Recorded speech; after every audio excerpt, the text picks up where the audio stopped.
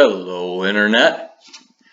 Today's video is going to be, as you can tell, about inventions in marriage, entrepreneurship in marriage. We're going to look at some video segments of popular films you may be familiar with, at least one involving Matt Damon. I've been doing this 22 years. I'm a patent and trademark attorney and an entrepreneurship and commercialization counselor.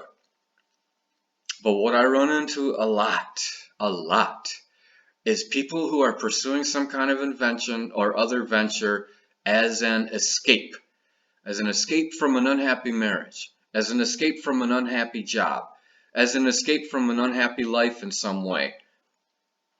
Let me just tell you, if that's the situation you're in, I don't think you are going to be working with my law firm. That's just not going to work out. I've seen too many examples of this. It does not end well for anyone. We're going to see a little clip from Good Will Hunting where Matt Damon confronts Robin Williams, and it turns out that he's right. Now, I've never had a client do what Robin Williams does to me, but I've been pretty shrewd in figuring out what their real motivation is, sometimes more than what they've bothered to think about themselves. And it can be kind of an uncomfortable moment for both parties. Finally, I'm going to wrap the video up showing you examples of people who never should have gotten married in the first place. These are fictional characters or semi-historical characters that, for whatever reason, the institution of marriage and them are not meant to go together. The reason I'm bringing this up is that the stress and the problems from being in a marriage or a relationship or a job that is not working out well can cause people to seek interesting outlets. And sometimes it works out really well, but the vast majority of cases it does not. Okay, folks, we're going to start out with a film that came out about 26 years ago, around 1993 or 94. I'm not sure the exact time. You married the wrong woman. Maybe you should watch your mouth.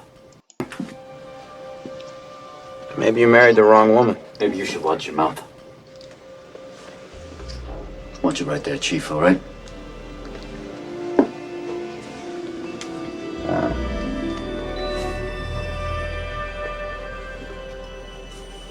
Well, that's it, isn't it?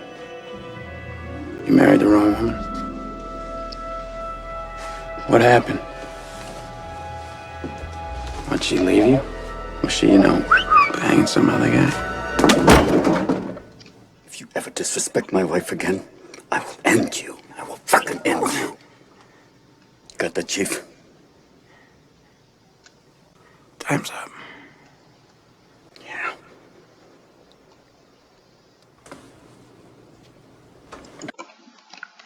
It's a good scene. People don't like being faced with that, but the people who do face it are the stronger for it. I brought this up just to show some images of the Apostle Paul, a guy who was never married and at least had the sense to realize that marriage and him are just not meant to get along. He turned out to have a pretty good legacy. Arguably, he was pretty successful at what he did. And this is an example where he wasn't an entrepreneur that I know of necessarily. He did lead kind of a movement, quite an author, but not necessarily an inventor or an entrepreneur.